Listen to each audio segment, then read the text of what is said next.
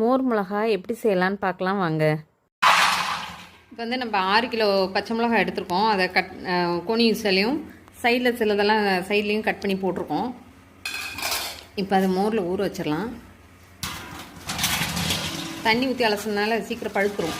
அதுக்காக இப்போ மோர் ஊற்றி கலந்து வச்சிடும். உப்பு இதெல்லாம் போட்டு காலையில் இன்னும் நிறையா மோர் ஊற்றிடும். மோர்னால் நான் தண்ணி ஊற்ற மாட்டேன். அப்படியே தயிரை வந்து அப்படியே அடித்து வச்சுருப்பேன், அவ்வளோதான். 6 கிலோவுக்கு ஒரு புடி உப்பு. இப்போ இந்த மோரை ஊற்றிடலாம். அப்படியே ஊற்றி எடுத்து வச்சிடலாம்.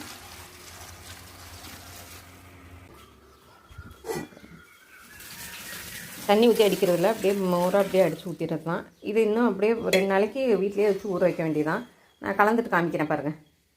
பார்த்திங்கன்னா இந்தளவுக்கு பாருங்கள், எந்த அளவுக்கு நல்லா பூத்து வந்துருக்கு பாருங்கள் வெந்தயம். இதை வந்து அந்த மிளகால ஊற்றிடலாம்.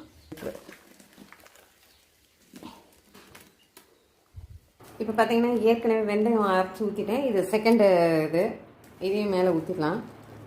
ஊற்றிட்டு இப்போ தயிர் நேற்று ஒரு 3 லிட்டர் ஊற்றிருந்தோம். இப்போ மறுபடியும் 3 லிட்டர் ஊற்றிடுவேன். 1 கிலோவுக்கு 1 லிட்ரு தயிர். 1 கிலோவுக்கு 1 லிட்ரு தயிர் ஆகும். நான் பாருங்கள் தயிர்லாம் ஊற்றிட்டு காமிக்கிறேன்.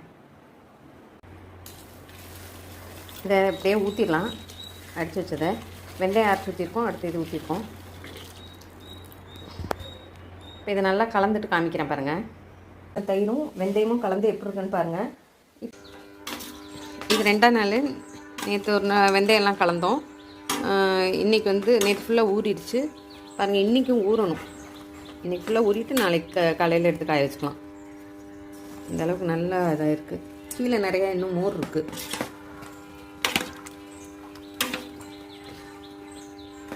இதை அப்பப்போ கிளறி விட்டுக்கிட்டே இருப்போம். மூங்கி தட்டு வச்சு மூடிடுவோம். ஃபுல் டைட் வச்சு மூடக்கூடாது. மூணுனா ஒரு மாதிரி ஸ்மெல் வந்துடும். இது காத்தோட்டமாக இருக்கணும். பார்த்திங்கன்னா நேற்று ஒரு நாள் காய வச்சு எடுத்துருக்கோம். காஞ்சிருக்கு பாருங்கள். இப்படி வதங்கிடுச்சு. அப்படியே மோர் ஃபுல்லாக இருக்குது பாருங்கள். இப்போ இது இன்றைக்கி மறுபடியும் வடிச்சிட்டு இன்றைக்கி காய வச்சு எடுத்து வைக்கணும். நம்ம இதில் மிளகாவும் இதுதான் காய வச்சுருக்கோம். சாயந்தரமாக எடுத்து மறுபடியும் உள்ளே வச்சிடணும். இப்போ வெயிலில் வச்சோன்னு காமிக்கிறேன் பாருங்கள். எடுத்து பாக்ஸ் பண்ணி பேக்கெட் போட்டு எல்லாம் வச்சுருவோம். அவ்வளோதான். இது செகண்ட் டே. இப்படி நல்லா வெயிலில் காய போட்டிருக்கோம். இது மாதிரி காய விட்டு இன்னும் 2-3 நாள் நல்லா காயணும். தயிரும் ஊறிட்டு நல்லா காயணும். காஞ்சோன்னே எடுத்து இது பண்ணிடலாம். இது 2ஆம் நாள் காயுது. இன்னும் காயணும். நல்லா காஞ்சோன்னே இந்த மாதிரி இருக்கும். பேக் பண்ணி நாங்கள் சேல் பண்ணிடுவோம். உங்களுக்கு யாருக்காவது வேணுன்னா மேலே வர நம்பருக்கு வாட்ஸ்அப் பண்ணுங்கள். நாங்கள் கொரியர் பண்ணுறோம். தேங்க்யூ.